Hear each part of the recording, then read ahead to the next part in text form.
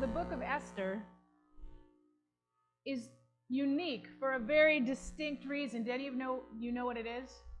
It's unique among all the other books of the scripture. It's the only scripture that does not mention God. Isn't that interesting? And I think it's the scripture that does not mention God for a poignant reason. And we'll get to that in a moment. But so as Ken just read, here's Esther. She's a Jewish girl in the king's court.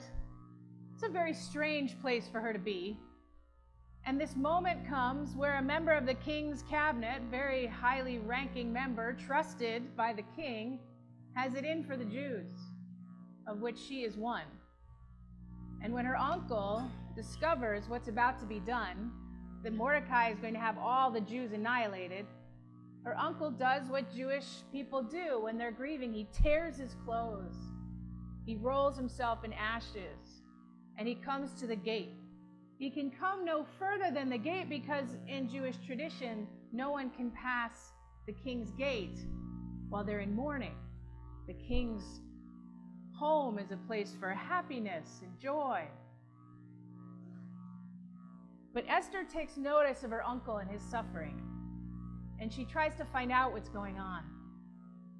And when the message gets to her that in fact all of her family, her people, and herself are in peril, she realizes that she is the only one, this little Jewish girl in this strange place, she's the only one who can do something that matters.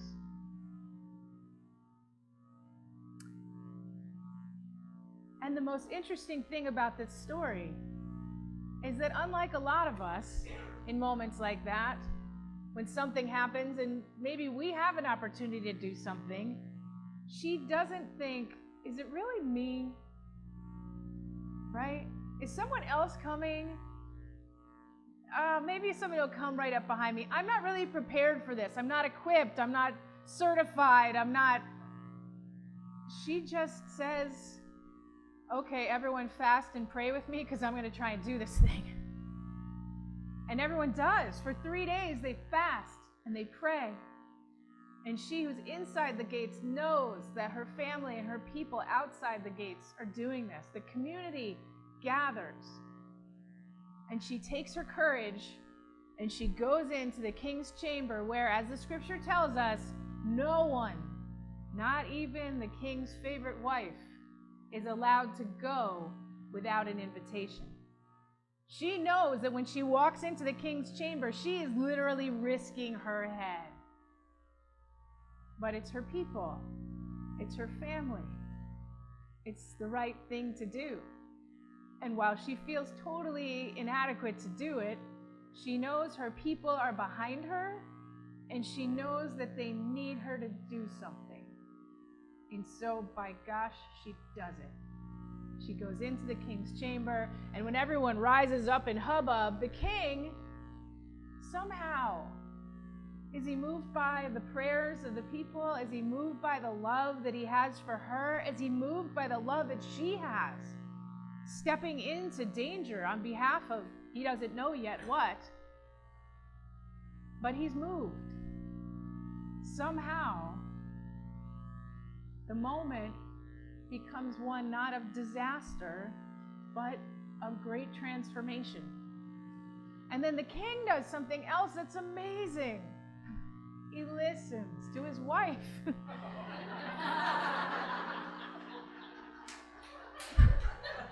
Now.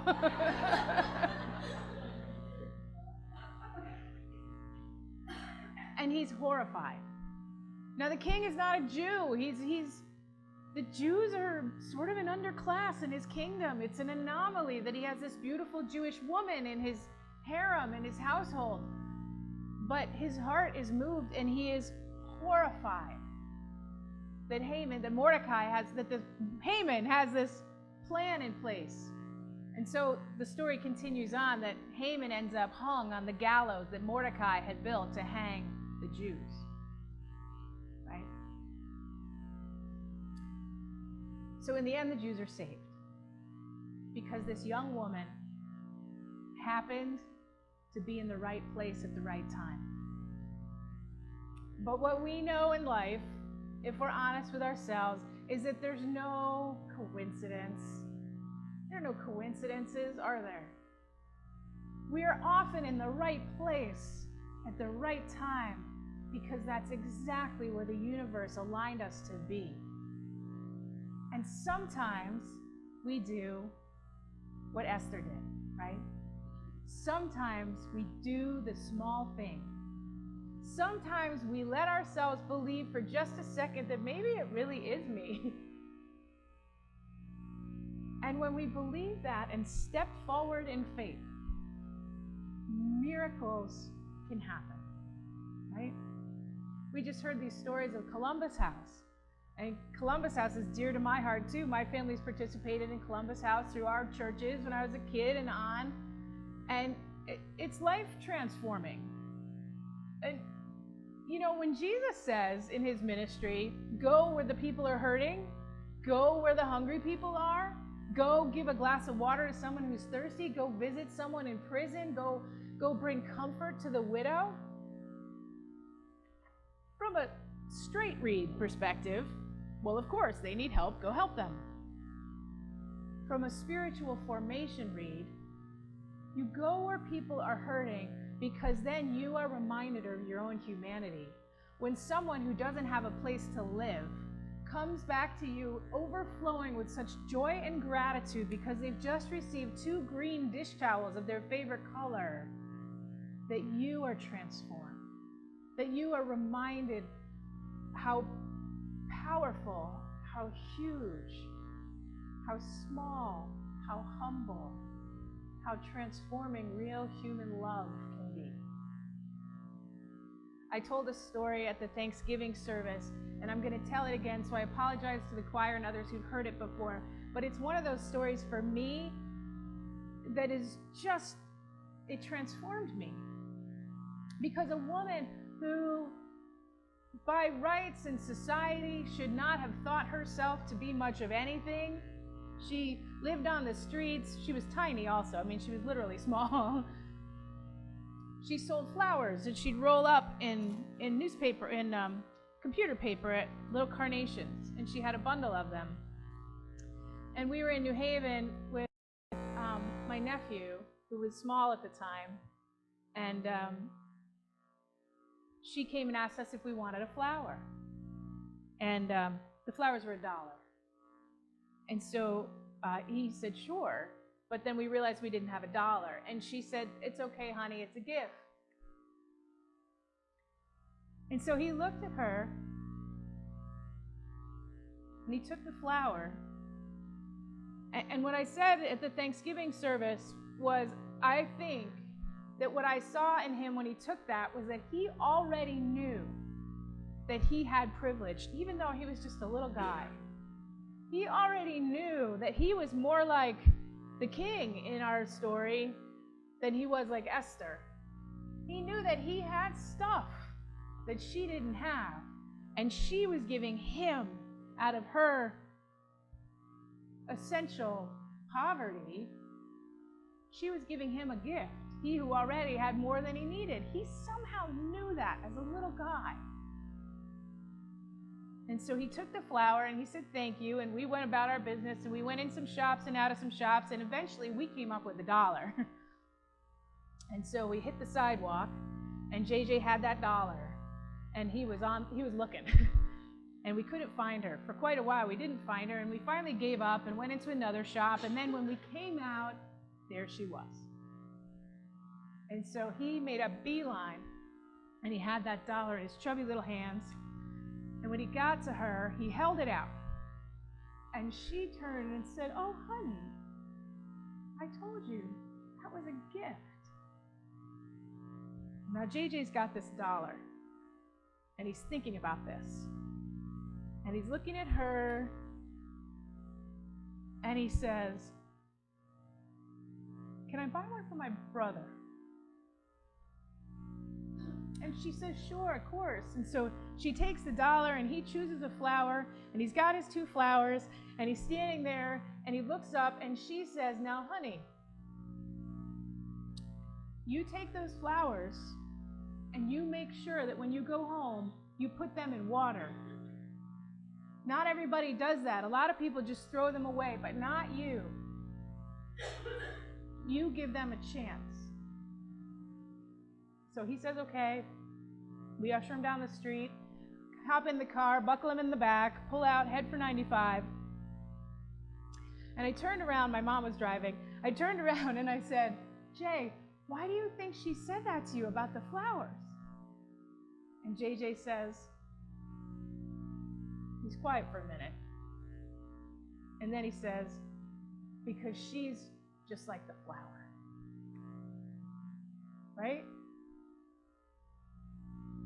This woman was Esther.